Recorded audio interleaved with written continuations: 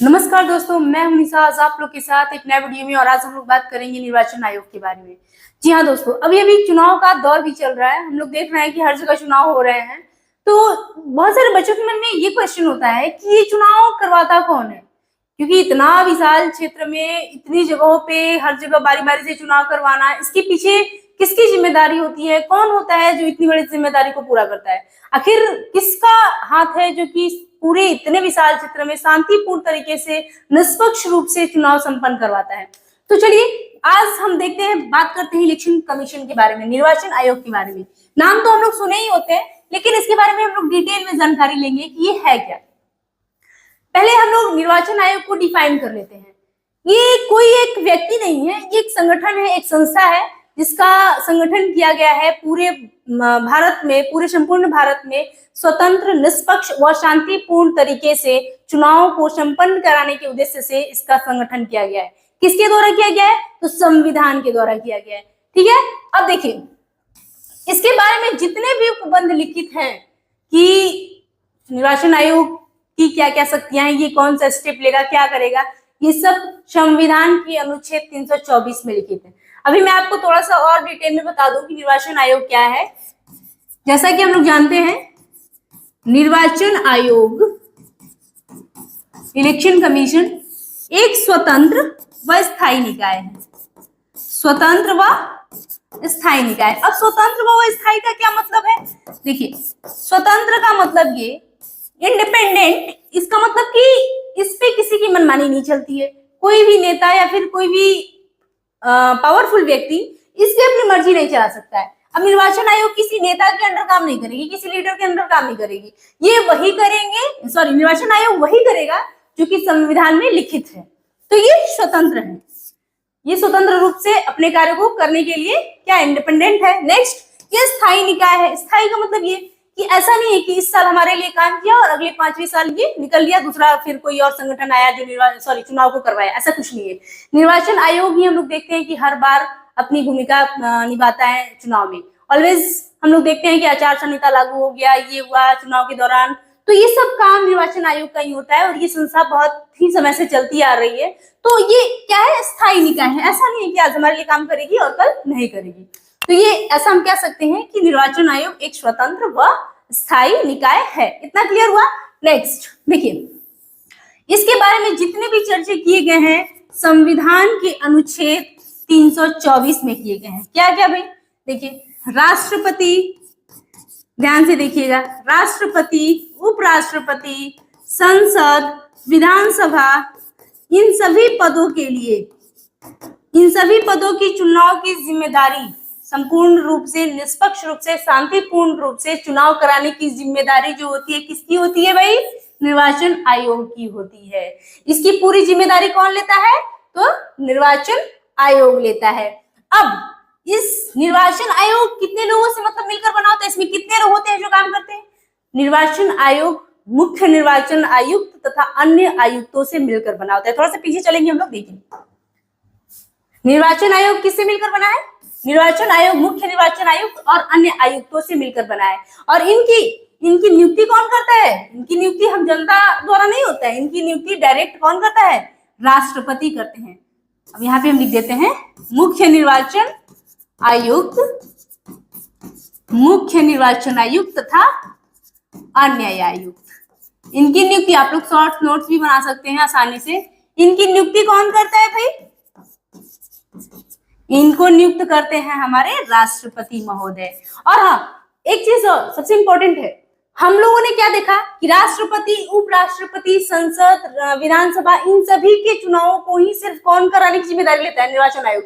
लेकिन जो आप लोग सुने होंगे ग्राम पंचायत की जो चुनाव होती है, नगर निगम की, इन सभी चुनावों को कंडक्ट कराने में, इन सभी की जिम्मेदारी में निर्वाचन आयोग का कोई हाथ नहीं होता।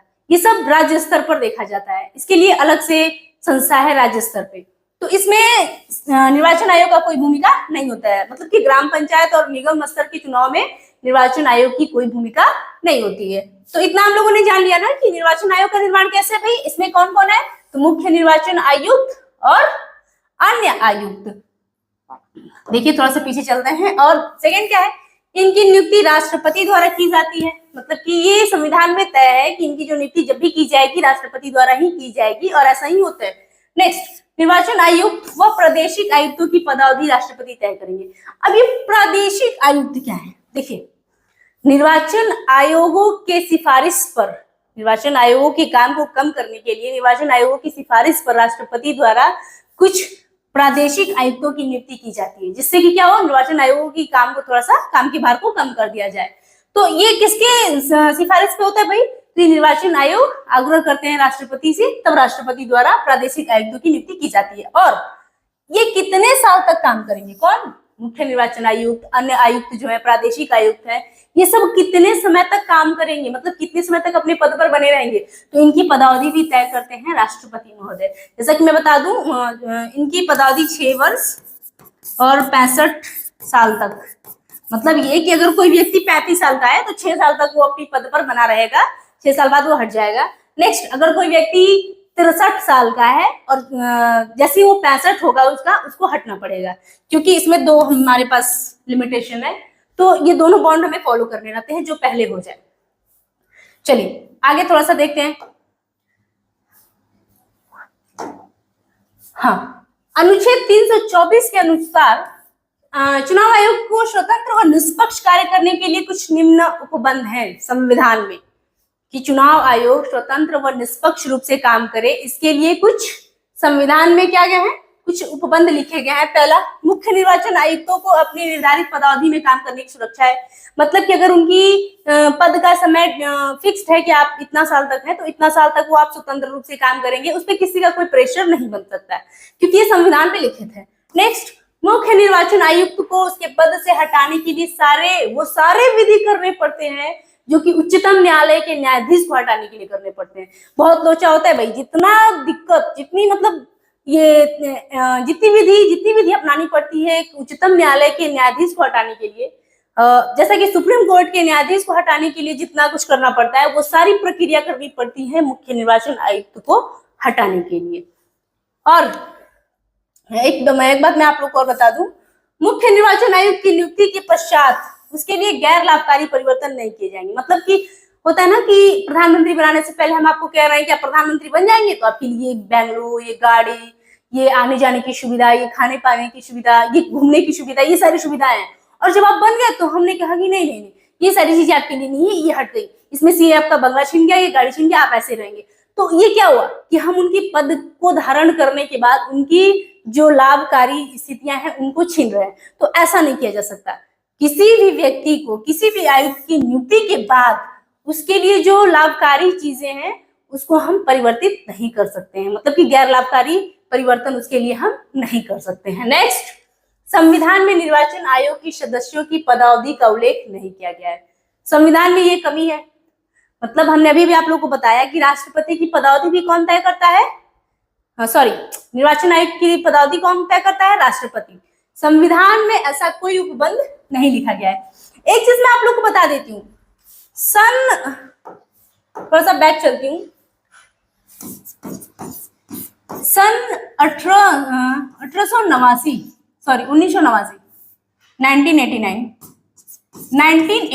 15 अक्टूबर 1989 तक ये जो निर्वाचन आयोग है एक सदस्यीय संस्था के रूप में काम किए। कैसा?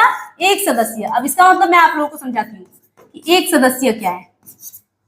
एक सदस्यीय का मतलब है कि सिर्फ मुख्य निर्वाचन आयुक्त, वहां कोई अन्य अन्य आयुक्त नहीं होते थे। निर्वाचन आयोग में सिर्फ मुख्य निर्वाचन आयुक्त होते थे और वही सभी क्रियाओं को करते थे। तो इसलिए 15 अक्टूबर 1989 तक वो संस्था ऐसे ही काम की, एक सदस्यीय रूप में। लेकिन फिर राष्ट्रपति के द्वारा निर्वाचन आयोगों के कार्य के भार को कुछ कम करने के लिए 2 अन्य आयुक्तों की गठन की गई। कब भाई? 16 अक्टूबर 1989 को 2 अन्य आयुक्तों की गठन की गई। लेकिन ये ज्यादा दिन तक चल नहीं पाए और जस्ट 1990 में इन दोनों आयुक्तों को, 2 अन्य जो आयुक्त थे, इनको पद से हटा दिया गया। फिर व्यवस्था नहीं बन पाया तो फिर से 1993 में इन 2 अन्य आयुक्तों की गठन, फिर से इनकी नियुक्ति की गई और तब से लेकर अब तक ये जो निर्वाचन आयोग है बहुसदस्यीय संस्था के रूप में काम कर रही है। अब तक ये संस्था ऐसे ही चल रही है। और इसमें जो मुख्य निर्वाचन आयुक्त हैं वो इन निर्वाचन आयोग के अध्यक्ष के रूप में काम करते हैं। हालांकि मुख्य निर्वाचन आयुक्त हो या 2 अन्य आयुक्त हैं, इन सभी के वेतन, भत्ते, लाभ सभी बराबर हैं। सभी को उतना ही वेतन और लाभ और सुविधाएं मिलती है जितने की एक सुप्रीम कोर्ट के न्यायाधीश को मिलती है। तो ये सब इक्वल है, इसमें ऐसा कुछ भी नहीं है जो अलग अलग है। नेक्स्ट देखते हैं हम। तो हम लोगों ने इतना जान लिया कि संविधान में निर्वाचन आयोग की पदावधि को तय नहीं किया गया है। नेक्स्ट, चुनाव के संदर्भ में चुनाव आयोग की शक्ति व कार्यों को 3 भागों में बांटा गया है। मतलब ये संविधान द्वारा ही तय है। पहला, चुनाव के दौरान निर्वाचन आयोग न्यायालय का भी काम करता है, सलाहकार का भी काम करता है और प्रशासन का भी काम करता है। ये 3 उपबंध देखिए 3 श्रेणियां है जिसमें इसकी शक्ति को बांट दिया जाता है। चुनाव के दौरान प्रशासनिक, सलाहकारी, अर्धन्यायिक। चुनाव के दौरान अगर कोई मुद्दा होता है प्रतिनिधियों के बीच तो उन सभी मामलों का निपटारा निर्वाचन आयुक्त करते हैं। देखिए कैसे इनके कुछ उपबंध हैं। समस्त भारत के निर्वाचन क्षेत्रों के भूभाग का निर्धारण करना, मतलब कि पूरे भारत में कहाँ कौन सा इलेक्शन कंडक्ट होगा, कहाँ कब चुनाव होगा, किस जगह होगा, ये सब जगह तय करना किसका काम है भाई? निर्वाचन आयोग का, इलेक्शन कमीशन का। ये जितने भी लिखे गए ना ये सभी निर्वाचन आयोग के कार्य हैं, ये सभी निर्वाचन आयोग को करने हैं। नेक्स्ट, निर्वाचक नामावली तैयार करना और सभी योग्य मतदाताओं को पंजीकृत करना। ऐसा होता है कि 5 साल पे बहुत सारे सिटीजन्स डेड कर जाते हैं और बहुत सारे सिटीजन क्या होते हैं? एडल्ट हो जाते हैं जो कि वोट देने के काबिल हो जाते हैं। तो इन सभी को मतदाता पर्ची इन सभी के लिए तैयार करना, पंजीकृत करना और नामावली तैयार करना, ये सभी काम होते हैं किसके? निर्वाचन आयोग के। नेक्स्ट, निर्वाचन की तिथि व समय सारणी निर्धारित करना, मतलब कि निर्वाचन कब होगा, कितनी चरणों में होगा, कब होगा, कहाँ होगा, ये सब तय करता है निर्वाचन आयोग। नेक्स्ट, राजनीतिक दलों को मान्यता प्रदान करना एवं चुनाव चिन्ह आवंटित करना। अब किसी को देखते हैं ना कि ये कमल छाप मेरा चुनाव चिन्ह है, झाड़ू छाप मेरा चुनाव चिन्ह है, तो ये सब कौन देते हैं भाई? उन्हें ये देते हैं निर्वाचन आयोग, इलेक्शन कमीशन, ये सब आवंटित करवाते हैं। नेक्स्ट, निर्वाचन व्यवस्था से संबंधित जांच के लिए अधिकारी नियुक्त करना। होता है ना कि कोई प्रतिनिधि किसी क्रिमिनल टाइप से है, चाहे जैसे भी है, वो कुछ गड़बड़ियां करते हैं, तो इस तरह की जांच के लिए अधिकारी को नियुक्त करना भी इलेक्शन कमीशन का काम होता है। निर्वाचन के समय प्रतिनिधियों में विवाद होने पर न्यायालय की तरह काम करना। कई बार ऐसा होता है कि प्रतिनिधि आपस में भिड़ जाते हैं या फिर प्रतिनिधियों में इस बात को बहस लेकर के हो जाती है कि चुनाव चिन्ह होता है, उसको लेकर भी बहस विवाद हो सकता है। तो इन सभी मुद्दों पर निर्वाचन आयोग एक न्यायालय की तरह काम करेगा। उस समय न्यायालय की सारी शक्तियां निर्वाचन आयोग को चली जाती है, मतलब कि निर्वाचन आयोग को उतनी शक्तियां मिल जाती हैं उस समय जितने की न्यायालय को रहती हैं। ठीक है। नेक्स्ट, निर्वाचन के समय आचार संहिता लागू करना। आप लोग सुने होंगे ना कि आचार संहिता लागू हो गया है। आचार संहिता क्या है? ये कुछ नियम, कुछ कायदे कानून है जो चुनाव के समय प्रतिनिधि तथा मतदाताओं सभी को फॉलो करने होते हैं। अब प्रतिनिधियों के लिए क्या है भाई? तो ऐसा है कि कोई भी प्रतिनिधि चुनाव प्रचार के लिए सरकारी विमान, सरकारी गाड़ी, सरकारी चीजों का मतलब कि उसमें प्रयोग नहीं करेगा, जबकि बहुत सारे इसमें आचार संहिता में नियम है। मैं आपको एक एग्जांपल बताई, इतना समझ सकते हैं कि उन नियमों का समूह है जो कि प्रतिनिधि और मतदाताओं के लिए अलग अलग है और जो हमें चुनाव के दौरान फॉलो करने रहते हैं, उसको हम आचार संहिता कहते हैं। मतदान केंद्र लूटना और हिंसा होने पर निर्वाचन को रद्द करना। ऐसा कई बार होता है ना कि निर्वाचन स्थल पे हिंसा हो जाती है, उस टाइम पे निर्वाचन को रद्द कर दिया जाता है, चुनाव को रद्द कर दिया जाता है। और कई बार होता है कि मतदान केंद्र को लूटा जाता है। कोई भी प्रतिनिधि जिसको इस बात की खबर हो जाती है कि हमारी पार्टी नहीं जीतने वाली है, ऐसा यहाँ हो रहा है, तो उस समय वो कुछ भी कर सकता है। हो सकता है आक्रोश में आकर कि वो आक्रमण कर दे, कुछ भी कर दे, अटैक कर दे। तो उस टाइम पे निर्वाचन को क्या कर दिया जाता है? चुनाव को रद्द कर दिया जाता है। किसके द्वारा? इलेक्शन कमीशन के द्वारा। ये सारे काम किए जाते हैं किसके द्वारा? इलेक्शन कमीशन के द्वारा। नेक्स्ट, अब देखिए, राज्य स्तर पर राष्ट्रीय निर्वाचन आयोग की सहायता मुख्य निर्वाचन अधिकारी करते हैं। राज्य स्तर पर ध्यान दीजिए, राज्य स्तर पर राष्ट्रीय निर्वाचन आयोग की सहायता मुख्य निर्वाचन अधिकारी करते हैं। जिला स्तर पर कलेक्टर जिला निर्वाचन अधिकारी होता है। वह जिले में प्रत्येक निर्वाचन क्षेत्रों के लिए प्रत्येक मतदान केंद्र पर पीठासीन अधिकारी पीठासीन अधिकारी नियुक्त करता है।